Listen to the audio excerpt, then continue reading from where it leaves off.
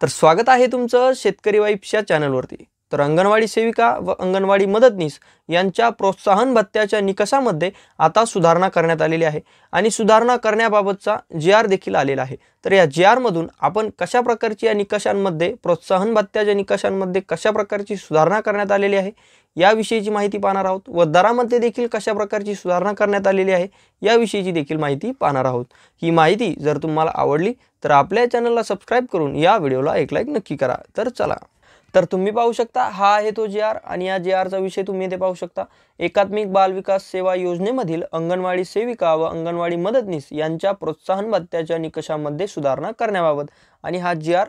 24 जून 2025 रोजी आलेला आहे। ही आहे या जी.आर. ची दिनांक। त्यानंतर ही प्रस्तावना आहे। या प्रस्तावनेनंतर आता आपण शासन निर्णयामधील या सुधारणेविषयीची माहिती पाहणार आहोत।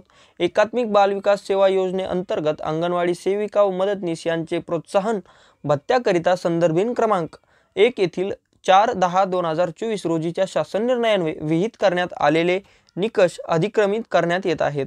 तर त्या अनुषंगाने अंगणवाडी सेविका व मदतनीस यांच्या प्रोत्साहन भत्त्या देण्याकरिता अंगणवाडी केंद्राकरिता खालीलप्रमाणे निकष विहित करण्यात आलेले आहेत आणि त्या निकषास शासन मान्यता ही देण्यात आलेली आहे। तर आता ज्या निकषास शासन मान्यता देण्यात आलेली आहे त्याविषयीची माहिती आता आपण येथे पाहूया। ही माहिती एका तक्त्यामध्ये देण्यात आलेली आहे की ज्यामध्ये अनुक्रमाच्या नंतर कामाचे नाव येथे दाखवले जाणार आहे आणि त्यानंतर प्रोत्साहन भत्ता निकष हे तुम्हाला दाखवले जाणार आहेत।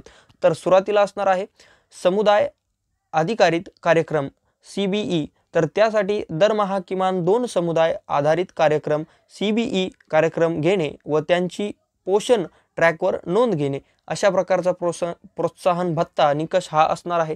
त्यानंतर घरपोच आहार दरमहा नोंदणी झालेल्या एकूण लाभार्थी संख्येच्या 90% लाभार्थ्यांना 25 दिवस THR चे वाटप ही एक निकष आहे। त्यानंतर 3 वर्ष ते 6 वर्ष वयोगटातील बालकांचे पूर्व शालेय शिक्षण त्यामध्ये निकष 3 वर्ष ते 6 वर्ष वयोगटातील नोंदणी झालेल्या एकूण बालकांच्या 80% किमान 16 दिवस उपस्थिती असावी। त्यानंतर हा निकष आहे। त्यानंतर गरम ताजा आहार त्यामध्ये निकष 3 वर्ष ते 6 वर्ष वयोगटातील नोंदणी झालेल्या एकूण बालकांच्या 80% बालकांना दरमहा 21 दिवस आहाराचे वाटप।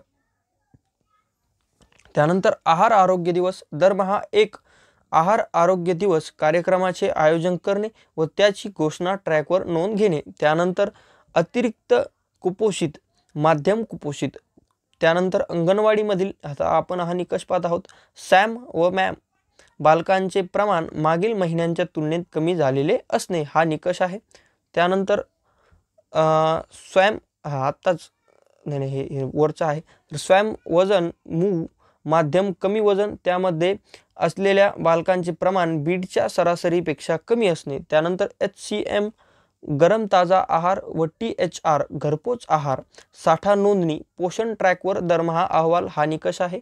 स्थूल लठ्ठ बालके यांचे प्रमाण प्रकल्पाच्या सरासरीपेक्षा कमी करणे त्यामध्ये निकष स्थूल लठ्ठ बालकां यांचे प्रमाण प्रकल्पाच्या सरासरीपेक्षा कमी असणे। त्यानंतर खुजी बालके यांचे प्रमाण प्रकल्पाच्या सरासरीपेक्षा कमी असणे व खुजी बालके यांचे प्रमाण प्रकल्पाच्या सरासरीपेक्षा कमी असणे अशा प्रकारची जे निकषे व त्यानंतर ही जी माहिती आहे या सुधारित निकषांविषयीची ही येथे देण्यात आलेली आहे। त्यानंतर आता आपण पाहूया यामध्ये काय आहे। तर पोषण ट्रॅकवर ॲप्लिकेशन उपलब्ध होणाऱ्या माहितीनुसार अंगणवाडी केंद्रांचे प्रतिमाह मूल्यांकन करण्यात यावे।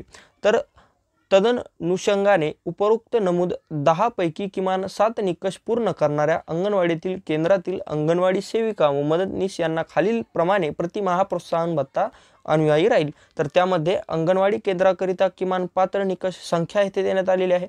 अंगणवाडी सेविका ज्या अंगणवाडी सेविका आहेत यांच्यासाठी अनुयायी प्रोत्साहन भत्ता व अंगणवाडी मदतनीसांसाठी प्रोत्साहन भत्ता। तर त्यामध्ये आता आपण पाहूया तर किमान पात्रता निकष संख्या ही 7 असणार आहे। 7 असल्यावर 1400 रुपये प्रतिमाह प्रोत्साहन भत्ता व अंगणवाडी मदतनीस त्याच्यासाठी 700 रुपये प्रोत्साहन भत्ता। त्यानंतर 8 पात्र निकष संख्या 1600 रुपये प्रोत्साहन भत्ता अंगणवाडी सेविकासाठी व 800 रुपये मदतनीसांसाठी। त्यानंतर पात्र निकष संख्या 9 अंगणवाडी सेविकांसाठी प्रोत्साहन भत्ता 1800 रुपये व मदतनीसांसाठी 900 रुपये। त्यानंतर पात्र निकष संख्या 10 त्याचबरोबर अंगणवाडी सेविकांना अनुयायी प्रोत्साहन भत्ता 2000 व मदतनीसांना 1,000. तर अशा प्रकारच्या प्रोत्साहन भत्त्याविषयीची माहिती येथे देण्यात आलेली आहे. पात्र निकष संख्या देण्यात आलेली आहे. तर अशा प्रकारची माहिती येथे देण्यात आलेली आहे की सुधारित निकष काय आहेत व त्यांना प्रतिमाह देण्यात येणारे पात्र संख्येनुसार जे प्रोत्साहन भत्ता आहे प्रति महिन्यासाठी त्याविषयीची देखील कशा प्रकारे माहिती आहे ही आत्ताच आपण या GR मधून पाहिलेली आहे. तर ही होती माहिती अंगणवाडी सेविका व अंगणवाडी मदतनीस यांच्या प्रोत्साहन भत्त्याच्या निकषामध्ये सुधारणा करण्यात आल्याविषयीची.